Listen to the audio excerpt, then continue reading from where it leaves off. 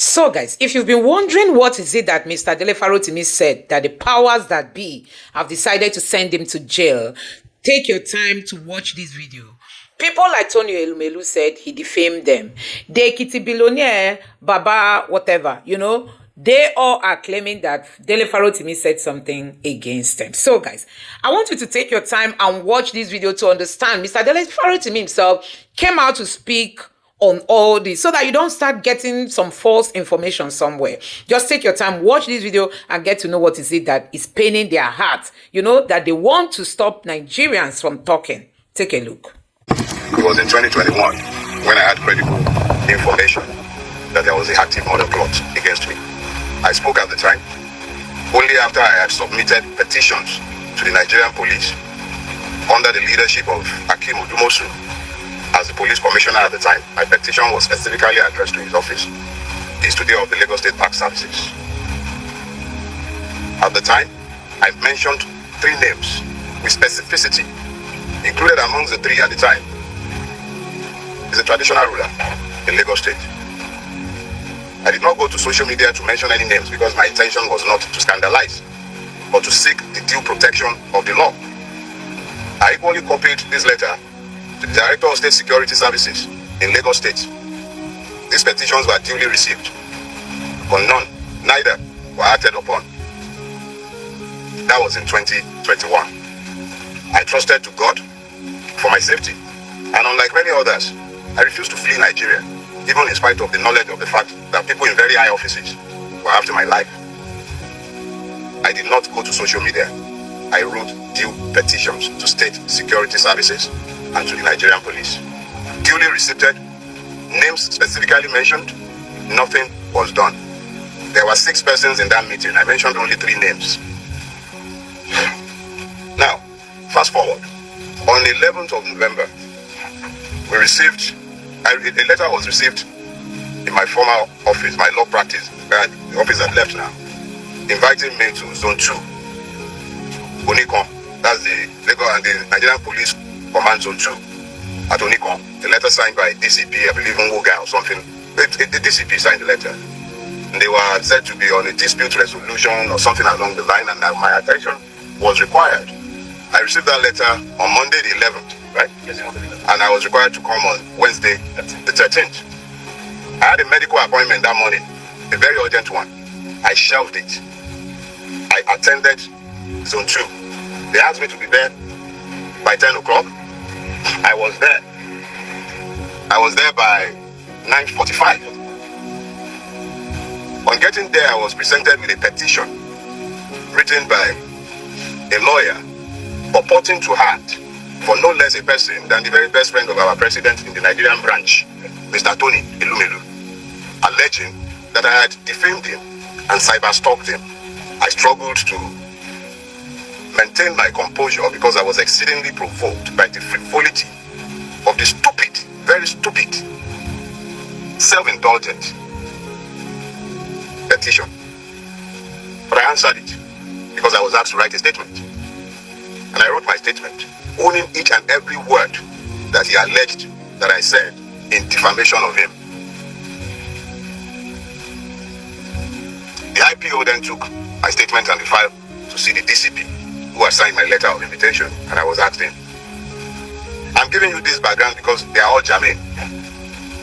The gentleman, I believe DCP Nwuga, then said I should be given bail and I should go. And whenever they needed me, they would send for me. And I felt that this was classic police harassment. So I told the gentleman, I have written a statement in response to a clear allegation. There are no ambiguities. I've not denied what he claimed that I said. But I am saying that there is absolutely no crime. There is absolutely no crime to be found in what I have said. And what did I say? Somebody asked me on Twitter.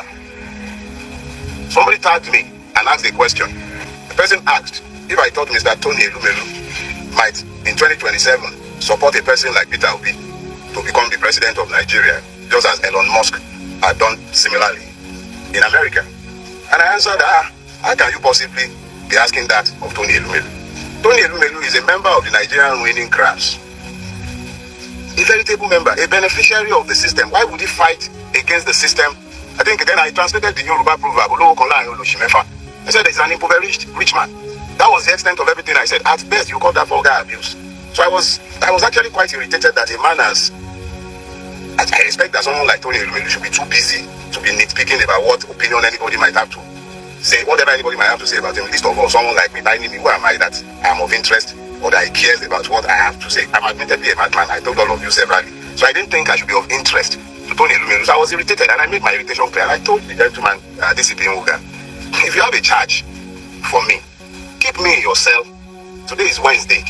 At the latest, by Monday, you should be done drafting your charges. So keep me in your cell. When it is Monday, you would have been done with filing your charge. You can then take me to court. They didn't build your cell for goats. The people at India, they are no animals. Me, I'm not taking bail. At this point, he went up to what I now later realized was the AIG's office.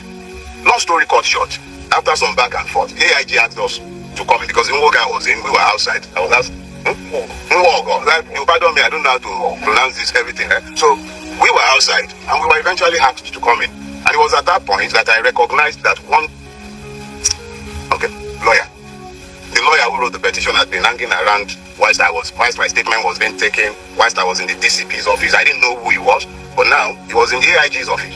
And the AIG asked him, "Do you have the authority of Mr. Elumelu to write this petition?" He said, "Yes, he did."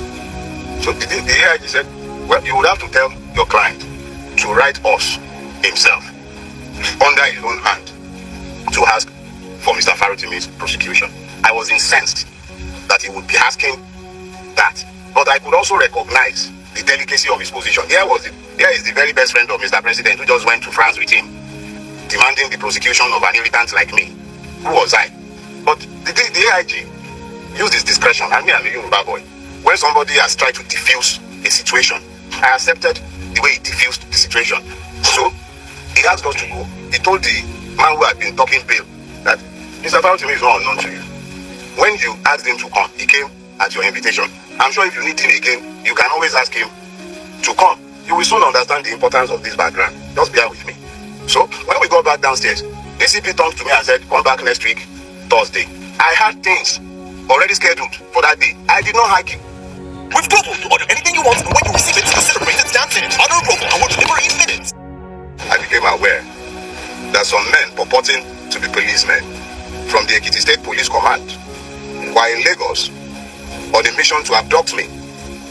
I believe the Ekiti State Police Command is under this Zone 2 at Onikon. I was at Onikon repeatedly, and nobody was aware of any form of interest in me by the Ekiti State Police Command or any police formation for that matter. So at this point, knowing and being very familiar with the evil forest that we call Nigeria, because that is what we have built.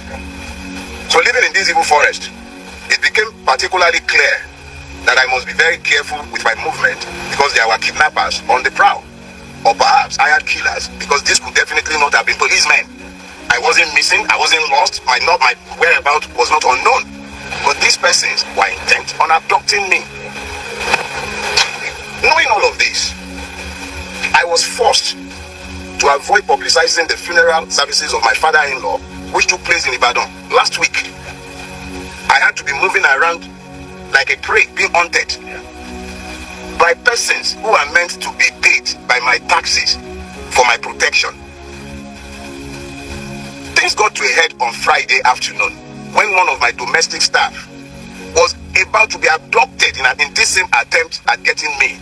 He was told that he had a parcel, but I had already raised the threat level in my household and everywhere around me, and the young man was conscious enough to avoid being abducted. But these persons abducted the security staff of a company in which my wife has interests, and we had to strive to have this person bailed by that evening. Now, this was where it began to get interesting, because now I had to try and find out exactly what was going on. And I thank God for grace, because we must all become very clearly aware that there are times when you'll be waiting to find angels with wings, but the angels that will be sent to you might not come with wings. But there have been men and women who stepped up to the plate in the last couple of days with information, and information is power. It came to my knowledge that there is a charge that had been fraudulently preferred against me before a court in Ekiti State at the instance of Chief Babalola. This charge had been fraudulently preferred, hidden from view, and the court had purportedly demanded my presence multiple times, and I had failed to appear before this court. And this court had then proceeded to issue a bench warrant for my arrest. This is classic Afe Babalola. I detailed his corruptive influence in my book, Nigeria and its Criminal Justice System. And what he has done is exactly what he has always done in hiding, but he has done it this time again. And the calculations were that I would have been picked up, taken before this judge who must have either been compromised or misled in Ekiti. And I would have been remanded in prison custody for being somebody who was meant to face trial and who had refused to bring himself to court. I am reliably informed that social media influencers have been paid to spin these narratives after my arrest. Human rights activists have been positioned to start speaking after my arrest, including one attire. High offices in this country have been compromised in pursuit of my persons. High offices, from the Inspector General's office, because the police have been subverted. The Attorney General of the Federation needs to examine himself because his office has been somehow linked to this as well. I do not know if the presidency is directly involved in this, and I will not make frivolous charges. But high offices have been subverted in pursuit of a criminal purpose. I have committed no crime, done nothing wrong. If I have committed any wrong for which the state requires my attendance in a court or at a police station, they know exactly where I live. I will live only once. I will not live cowering to any man.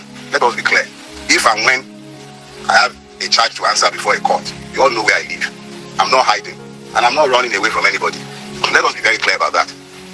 I will never run away from Nigeria. We all have to pretend that we are in a democracy, and we have to pretend that we are citizens, and we have to pretend that we are a country ruled by law. And by all means, you will pretend that we are. I have done nothing. And if I have a charge that should be preferred against me, bring it on. I'm happy to come to court to have my day. If there is a crime, there must be justice, not only for the person who is aggrieved. There must be justice for the accused. And there must also be justice for the system. This is not how to build a rule-based system, where the system itself becomes so criminal that policemen were engaged in criminality. Was that zone 2 twice? But this, they never reported in any police station in Lagos.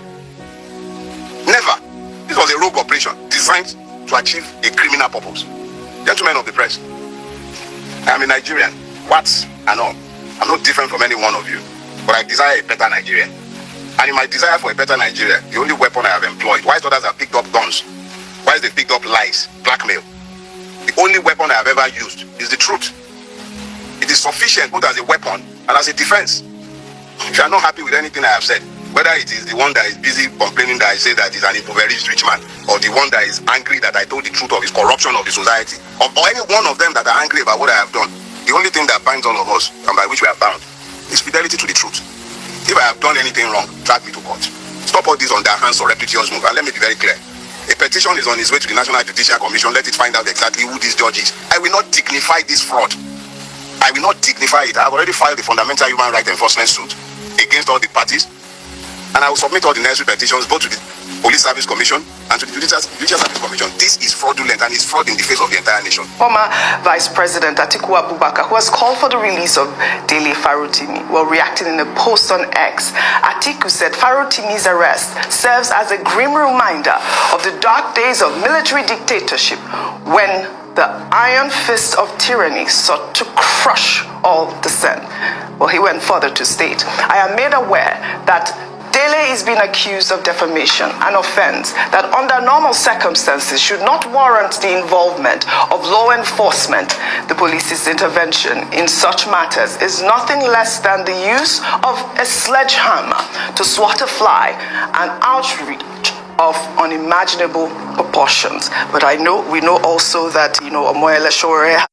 So guys, there is no more democracy in Nigeria. Nigeria is turning out to be something else because they know that our voices are the only instrument left in our hands. I mean, the government has captured the politicians and the powers that be, those that have their money in their pockets, the politicians, they've captured all the institutions. The only thing left for Nigerians, I mean the ordinary Nigerians, are just their voices. I mean, our voices are what is left in our hands as instrument. And as it stands now, they are wanting to silence that only thing that we are left with. That is our voices. So guys, I want to, you have seen what Mr. Dele Farotinubu said in this video. He has narrated it, and you can see that this man, there is nothing in what he said.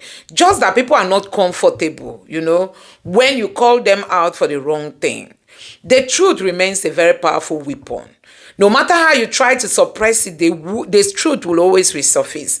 And that's what we are seeing in the case of Mr. Dele Farotinubu. So we all know that since Tinubu came into power, you know, the police have tried to silence people. People like Aisha Yusufu, they've been threatened, they will be arrested. And she has told them that you don't need to come to my house to arrest me. Just give me invitation, I'll come to you. Because Aisha Yusufu understands that our voices are the only things left for us. I mean, they are the only thing left for us. Our voices. By the time these people capture our voices, they've captured everything. Don't forget all they've tried to stop the social media. They want to regulate. It's your voice they are targeting. And Nigerians kept resisting them. But still, they are not sleeping. They don't want to rest. This time around, if you say something, they come and pick you up. And the IGP of police allowed this to happen. The judiciary allowed this to happen. How can you arrest a man within the space of this? You quickly prosecute him and charge him to jail because he said something that is not even criminal. And he was in a different state, but the police in Ekiti state found it constitutional to move into another state and abduct somebody and just go their way. So guys, when they say there is no democracy in Nigeria, don't even dare to misunderstand it. There is no democracy. Our democracy is just on paper. We practice paper democracy, not real active democracy. How will the police in Ekiti state justify them coming into Lagos state and taking somebody away, even though the law of Lagos state does not allow that interstate arrest? But that was what we saw. And we have heard that defamation, like they said, it's not even a criminal offense. It's a civil offense. And you cannot just go and take police. Why not go to court, for heaven's sake? Why not do the right thing if we think we are learned people? Does it mean there's nobody in the police force in Ekiti state that understands the law? Does it mean there's no lawyer in that police station that can interpret to them and tell them whether to go or not? So guys, when we say that the system has been captured, please, you dare not misunderstand it. Don't even think it's a lie. The system has been so captured to the point that the police can just be doing the bidding of all these people. The judiciary can back whatever is being done. Look at the whole Mr. Dele Farotinubu, a human rights lawyer. Where is the NBA? Where is the Attorney General of Police? Why are they not standing up to speak up and say, no, we condemn this? This is to tell you that we are living in a Nigeria that does not want to allow rule of law to prevail. So guys, let me know what you think about this in the comment section below. You must have heard that Mr. Dele Farotinubu has been jailed, and the trial is going to commence or recommence come on the 10th of this month. We look forward to seeing how they are going to be talking about this case. Let me know your thoughts in the comment section below. Please don't forget to subscribe to the channel, turn on the notification bell. Please give this video a like so that YouTube can recommend it to others. And drop your thoughts in the comment section below. Thank you.